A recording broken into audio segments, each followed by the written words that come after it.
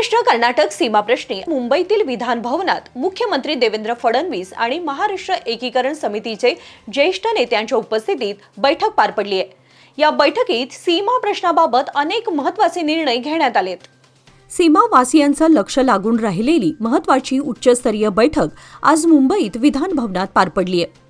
महाराष्ट्र कर्नाटक सीमाप्रश्नी आज मुंबईतील विधान भवनात मुख्यमंत्री देवेंद्र फडणवीस, ज्येष्ठ नेते शरद पवार, राज्यातील सर्वपक्षीय नेते आणि एकीकरण समितीचे सदस्य उपस्थित होते।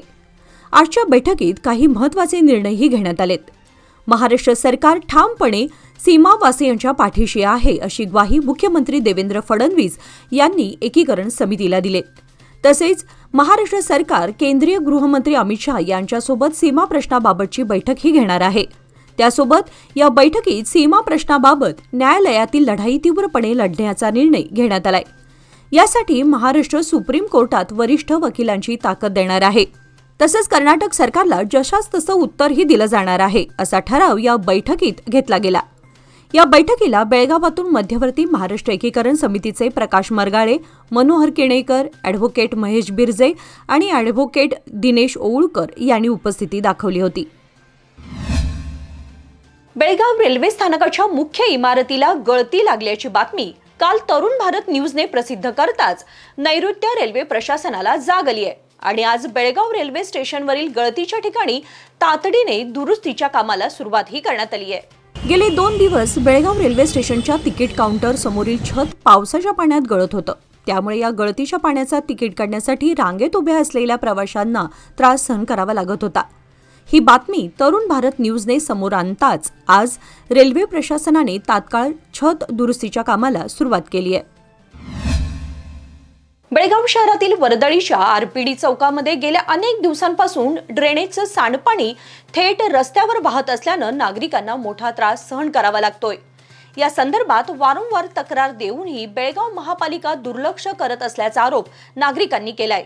आरपीडी मुख्य रहदारीच्या चौकात सांडपाणी साचल्याने वाहतुकीला अडथळा निर्माण होत असून पादचारी आणि वाहन चालकांना घाणीच्या पाण्यातूनच मार्ग काढावा लागतोय। त्या सध्या सुरू असलेल्या मुसळधार पावसामुळे ही समस्या अधिकच गंभीर बनली आहे। ड्रेनेज तुंबल्यानं सांडपाणी रस्त्यावर येत असून परिसरात दुर्गंधी पसरली आहे। त्यामुळे नागरिकांच्या आरोग्यावरही विपरीत परिणाम होण्याची भीती व्यक्त केली जात आहे। संसर्गजन्य आजारांचा धोका वाढण्याची शक्यता असल्याचं स्थानिकांचं म्हणणं आहे। या समस्येबाबत महापालिकेकडे वारंवार तक्रारी करूनही अद्याप कोणतीही ठोस कारवाई करण्यात आलेली नसल्याचा आरोप स्थानिक नागरिकांनी केलाय। महाराष्ट्रासह सीमा भागात गेल्या 6 दिवसांपासून सुरू असलेल्या मुसळधार पावसामुळे बेळगाव जिल्ह्यात पूर स्थिती गंभीर बनली आहे। सततच्या पावसामुळे जिल्ह्यातील 16हून अधिक गावांचा संपर्क तुटला असून नागरिकांना पर्यायी मार्गांचा वापर करावा लागतोय। जिल्ह्यातील जोरदार पावसामुळे बेळगाव जिल्ह्यातील अनेक महत्त्वाचे पूल पुराच्या पाण्याखाली गेलेत। दरम्यान बेळगाव आणि खानापूर तालुक्यातही संततधार पाऊस सुरू असून जुलै महिन्याच्या पहिल्या 6 दिवसातच सरासरीपेक्षा तब्बल 134% अधिक पावसाची नोंद झाली आहे। त्यामुळे जनजीवन विस्कळीत झाले। दूधगंगा नदीच्या वाढत्या पाणी पातळीमुळे नदीकाठच्या शेतजमिनींमध्ये पाणी शिरले। निपाणी तालुक्यातील शिरदवाड गावातील ज्वारी, उडीद आणि सोयाबीनची पिके पूर्णपणे पाण्याखाली गेल्यानं शेतकऱ्यांचं मोठ्या प्रमाणात नुकसान झाले। पूर नियंत्रण कक्षाच्या अधिकृत माहितीनुसार कृष्णा नदीच्या वाढलेल्या पाणी पातळीमुळे निपाणी आणि चिकोडी तालुक्यातील एकूण 8 प्रमुख पूल व रस्ते वाहतुकीसाठी बंद करण्यात आलेत। प्रशासनानं नागरिकांना नदीकाठच्या भागात जाणं टाळण्याचं आवाहन केलं असून परिस्थितीवर सातत्यानं लक्ष ठेवलं जात आहे।